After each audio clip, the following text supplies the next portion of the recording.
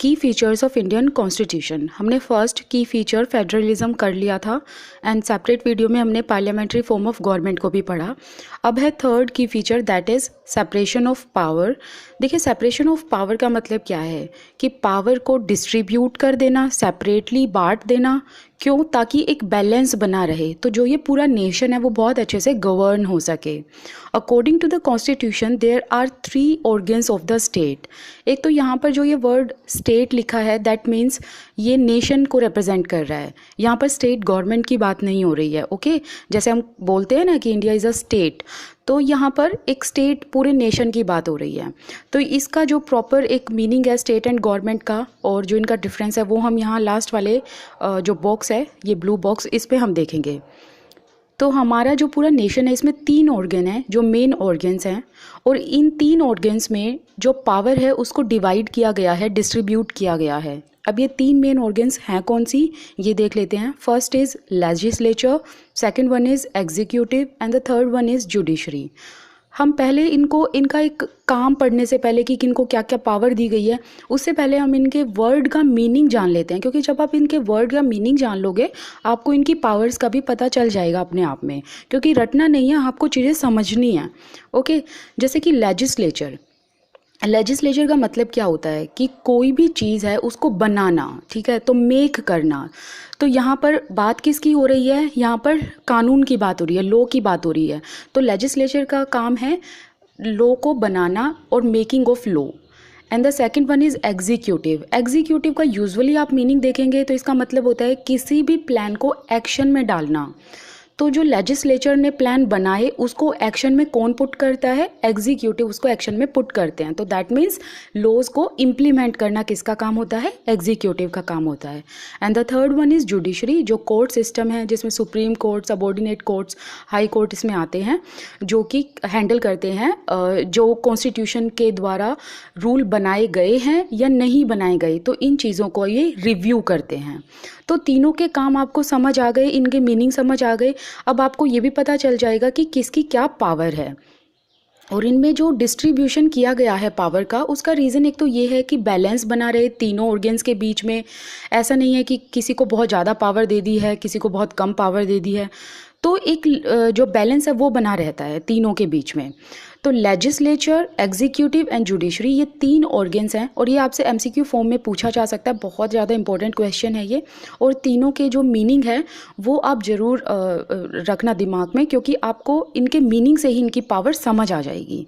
आगे बात करते हैं, the legislature refers to our elected representatives. जैसे कि देखिए हमने क्या पढ़ा था कि जो इंडियन सिटीजन्स हैं उनके पास यूनिवर्सल एडल्ट सफरेज की गारंटी है। जो कॉन्स्टिट्यूशन है वो गारंटी प्रोवाइड करता है, universal adult suffrage, that means सभी को वोट डालने का अधिकार है, बट एज कितनी होनी चाहिए, 18 और 18 से अबव। तो जितने भी एडल्ट्स हैं वो वोट डाल सकते हैं और अपने मनपसंद जो भी उनके रिप्रेजेंटेटिव हैं, जो भी उनको समझ में आते हैं, वो उनको इलेक्ट कर सकते हैं। तो हम जिन रिप्रेजेंटेटिव्स को इलेक्ट करते हैं वो कहाँ पर बैठते हैं, वो बैठते हैं पार्लियामेंट में।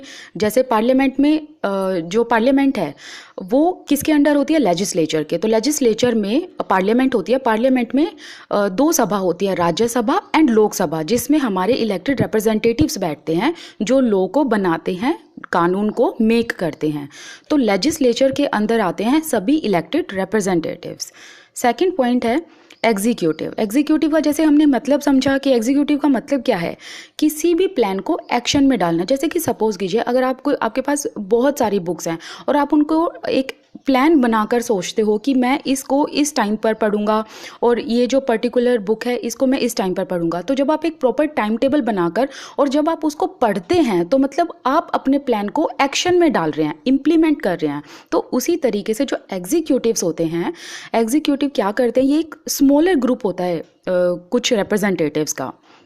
इसमें बहुत ज़्यादा रिप्रेजेंटेटिव नहीं हो, कुछ स्मॉलर ग्रुप होता है। जैसे कि इसमें कौन कौन आ गए, एग्जाम्पल के तौर पर पुलिस आ गई, प्राइम मिनिस्टर आ गए, चीफ मिनिस्टर आ गए, आईएएस आईपीएस ऑफिसर्स आ गए, काउंसिल ऑफ मिनिस्टर्स आ गए। तो ये जो लोग हैं ये रिस्पॉन्सिबल हैं लॉज को इम्प्लीमेंट करने में। तो लॉ यहाँ पर किसने बनाए हैं, वो लेजिस्लेचर ने। उनको इम्प्लीमेंट कौन कराते हैं, एग्जीक्यूटिव कराते हैं। और एग्जीक्यूटिव के जो हेड होते हैं वो प्राइम मिनिस्टर होते हैं। और जो एग्जीक्यूटिव ऑफिसर्स होते हैं वो सब गवर्नमेंट को रन करते हैं। And the third one is judiciary. Judiciary में कौन होते हैं, जैसे कि supreme court, high court and district court. तो जुडिशरी का काम क्या होता है कि जो भी ये लोग बनाए गए हैं इनको पास करना, प्लस वो ये चेक करते हैं, ये रिव्यू करते हैं कि ये लोग कॉन्स्टिट्यूशन के अकॉर्डिंग बनाए गए हैं या नहीं बनाए गए हैं।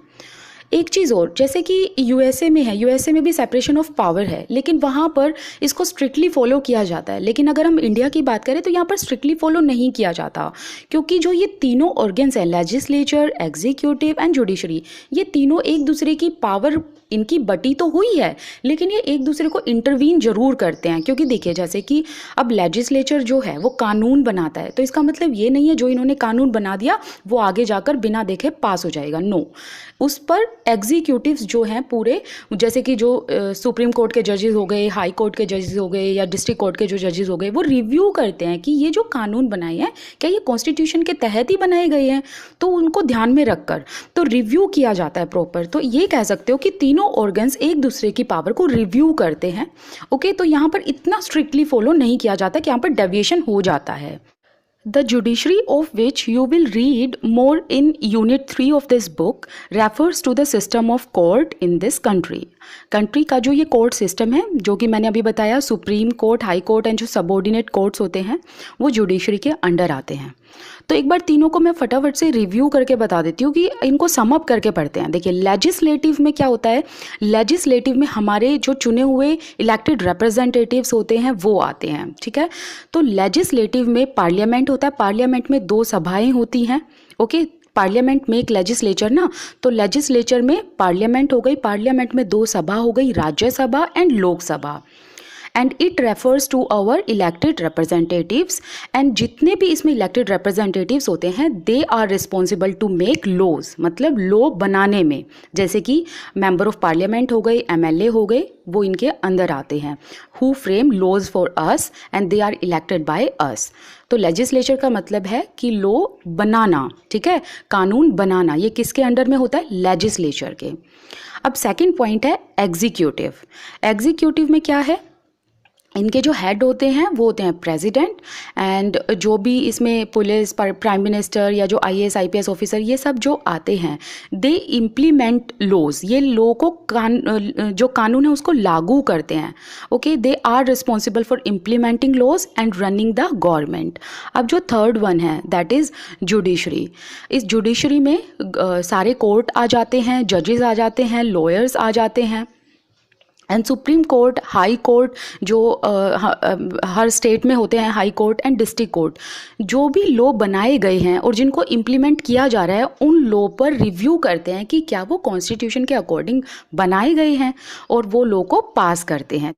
In order to prevent the misuse of power by any one branch of the state। अब जो ये सेपरेशन होता है पावर का, ये क्यों किया जाता है, ताकि जो मिसयूज़ है उससे बचा जा सके, कि कोई भी पर्टिकुलर ऑर्गन या कोई भी पर्टिकुलर ब्रांच जो है वो मिसयूज़ ना कर पाए अपनी पावर का। And the Constitution says that each of these organs should exercise different power, और इसीलिए इनकी अलग अलग जो पावर है वो बांट दी जाती है ताकि एक बैलेंस बना रहे। लेकिन इसका मतलब ये नहीं है कि ये तीनों एक दूसरे में इंटरवीन नहीं करते, एक दूसरे की जो लॉ बनाए गए हैं, इम्प्लीमेंट किए गए हैं, पास किए गए हैं, एक दूसरे की जो पावर है उसको ये रिव्यू भी करते हैं। ओके, तो एक दूसरे पर ये क्वेश्चंस भी उठा सकते हैं। जैसे कि लेजिस्लेचर ने सपोजिटली कोई लॉ बनाए, कोई कानून बनाए, और जुडिशल ने जब उसको रिव्यू किया, तो जुडिशल वहाँ पर अगर उनको लगता है कि ये कॉन्स्टिट्यूशन के अकॉर्डिंग रूल नहीं बनाए गए तो वहाँ पर वो क्वेश्चन अराइज कर सकते हैं। तो इसीलिए एक दूसरे के पावर को ये रिव्यू कर सकते हैं। इससे क्या होता है कि जो गवर्नमेंट की आर्बिट्ररीज होती है ना वो ख़त्म हो जाती हैं। आर्बिट्ररी मतलब जो उनकी मन मर्जियाँ होती हैं वो ख़त्म हो जाती हैं। तो भले ही पावर को डिवाइड किया जाता है इन तीनों ऑर्गन्स के बीच में, बट एक बैलेंस ऑफ पावर के साथ साथ चेक एंड बैलेंस भी बना रहता है। एक दूसरे में आपस में वो क्या करते हैं, चेक करते रहते हैं, और एक बैलेंस बना रहता है। तो सबकी पावर डिवाइड है, लेकिन इसका मतलब ये नहीं है कि ये एक दूसरे की पावर को इंटरवीन नहीं करते बिल्कुल भी। तो जैसा कि मैंने कहा कि हमारे यहाँ पर जो सेपरेशन ऑफ पावर्स है उसको स्ट्रिक्टली फॉलो नहीं किया जाता। पावर जो है वो किसी एक के बीच में नहीं बल्कि इक्वली डिस्ट्रीब्यूट हो जाती है, और इससे जो गवर्नमेंट की आर्बिट्ररीज हैं वो बच जाती हैं, प्लस ये एक दूसरे के जो लॉ बनाते हैं या इम्प्लीमेंट करते हैं या जो लॉ पास करते हैं, इन तीनों ऑर्गन्स के बीच में एक चेक एंड बैलेंस देखा जाता है कि एक दूसरे को चेक करते हैं और एक बैलेंस बनाकर रखते हैं। और अगर सपोजिटली कुछ चीज़ नहीं पसंद आई है तो उस पर क्वेश्चंस भी रेज किया जाता है।